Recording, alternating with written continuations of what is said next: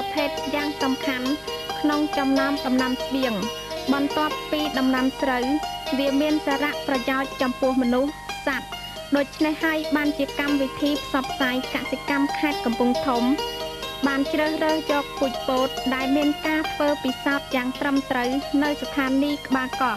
មកធ្វើបង្ហាញជាលក្ខណៈគ្រួសារដល់ប្រជាកសិករនៅភូមិតារៀមឃុំត្បែងស្រុកកំពង់ស្វាយខេត្តកំពង់ធំដែលមានកសិករចូលរួមប្រមាណ30នាក់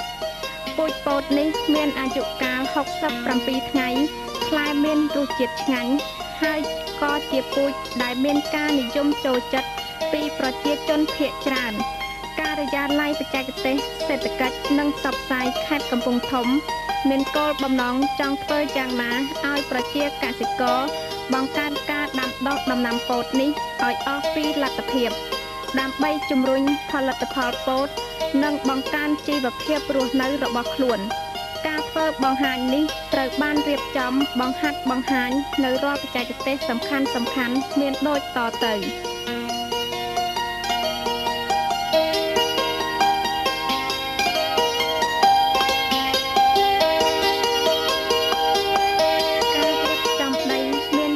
សំខាន់ណាស់ចំពោះការដាំដុះដំណាក់កាលភ្ជួររាស់ដីត្រូវធ្វើឲ្យបានម៉ត់ល្អដើម្បីរក្សាសំណើមបានយូរនៅរដូវប្រាំងគួរគប្បីជួរហាលដីពី5ទៅ15ថ្ងៃជាការប្រសើររីឯរដូវវស្សាវិញគេពុំចាំបាច់ធ្វើឲ្យដីម៉ត់ពេកទេព្រោះអាចបណ្ដាលឲ្យដីឆាប់ហាប់បន្ទាប់ពីមានភ្លៀងធ្លាក់ការភ្ជួរហាលដីនៅរដូវនេះគេត្រូវធ្វើឲ្យបាន1ខែទៅ2ខែមុនដើម្បីសម្លាប់ស្មៅចង្រៃសត្វល្អិតជំងឺព្រមទាំងបង្កើនបន្ទុកខ្យល់នៅក្នុងដីថែមទៀតផង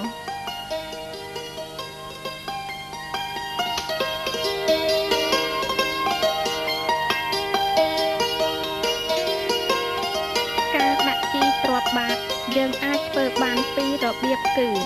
ការដាក់ជីជួលលុបមុនពេលដាំឬដាក់ជីនៅពេលដាំតែម្ដងដោយរយជី15 200គីឡូក្រាមក្នុងផ្ទៃដី1ហិកតានិងការដាក់ជីលាមកសត្វពី10ទៅ15ដឹកសម្រាប់ផ្ទៃដី1ហិកតាធ្វើយ៉ាងនេះទើបដំណាំពោតទទួលបានទិន្នផលខ្ពស់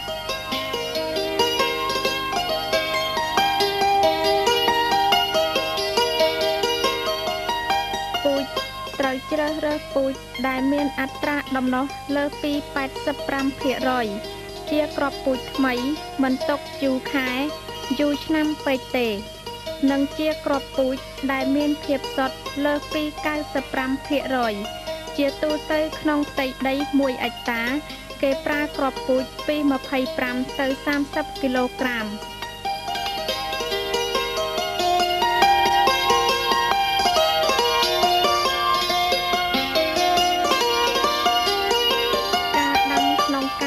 បង្ហាញនេះគឺដាំជាជួរ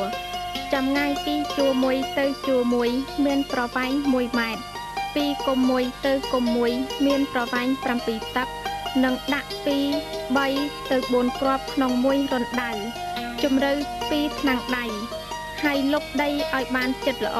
ជៀសវាងការបំផ្លាញពីពពួកសត្វល្អិតផ្សេង3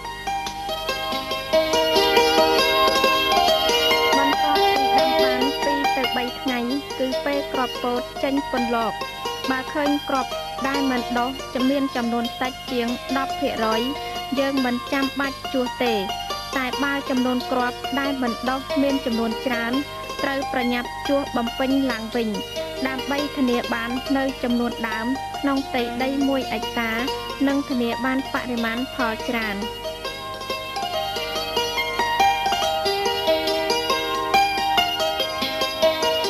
បន្ទាប់ពីពោតអាយុបាន10ទៅ15ថ្ងៃត្រូវដាក់ជីបំប៉នជ្រោយដីបោចស្មៅពូនគល់ជាលើកទី1និងដករំលោះកូនពោតដែលដុះលើសពីតម្រូវការចេញទុកតែដើមឆ្លោះ2ទៅ3ដើមប៉ុណ្ណោះការដាក់ជីលើកទី1នេះដើម្បីជំនួយដល់ការលូតលាស់របស់ដំណាំពោត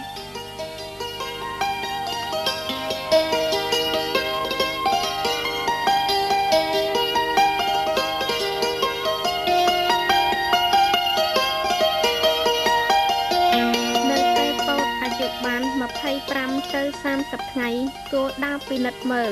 អត្រាបំផ្លាញពីពពួកសត្វល្អិតពិសេសដង្កូវស៊ីរូងដើម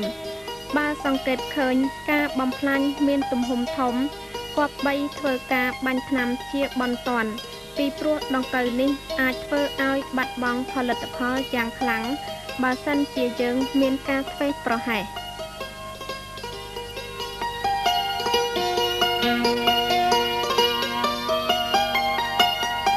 ពេលពោតអាយុបាន40ថ្ងៃត្រូវដាក់ជីបំពន់ជ្រោយដីបោចស្មៅពុនគល់ជាលើកទី2ទៀតដើម្បីឲ្យឫសថ្មីដុះបន្ថែមជាទូទៅការអនុវត្តការងារនេះគួរតែធ្វើឲ្យបានពី1លើកទៅ3លើកក្នុងមួយរដូវទើបយើងទទួលបានទិន្នផលខ្ពស់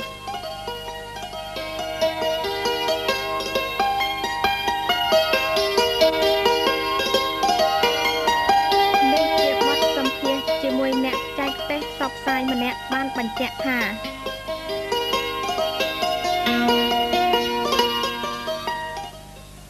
ខ្ញុំបានដឹកនាំកសិករមុនដំបូងក្នុងការរៀបចំដីឲ្យបានស្អាតធ្វើឲ្យរងាប់ស្មៅទី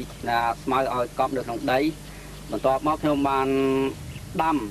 នាំកសិករដាំពោតនៅកន្លែងទីនេះបន្ទាប់មកអាយុបាន15ថ្ងៃខ្ញុំបានយកជីយកមកបំពន់ដាក់នៅតាមគល់ចម្ងាយ5សង់ទីម៉ែត្របានដាក់5សង់ទីម៉ែត្របន្ទាប់មកក្រោយមកទៀតអាយុបាន32ថ្ងៃខ្ញុំបាននាំកសិករពិនិត្យមើលក្នុងការសត្វល្អិតបំផ្លាញបើសត្វមានបំផ្លាញតិចខ្ញុំនឹងអត់ប្រើថ្នាំពុលទេហើយនឹងទី1គឺឲ្យមានផលប្រយោជន៍គឺការដករំលោះដើមយើងក្នុង3ដើមយើងទុក2ដើមបើដើមណា3ធំល្អស្មើយើងទុក3ធ្វើឲ្យបានទទួលទិន្នផលខ្ពស់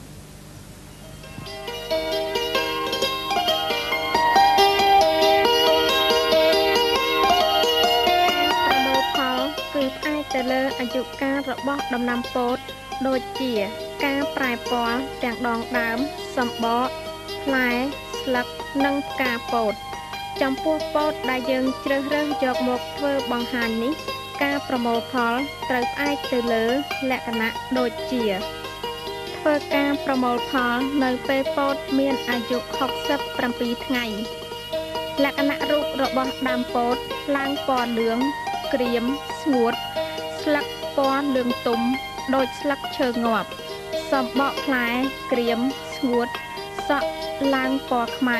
ហើយស្រួយគ្រាប់ភ្លឺរលោងហើយរឹង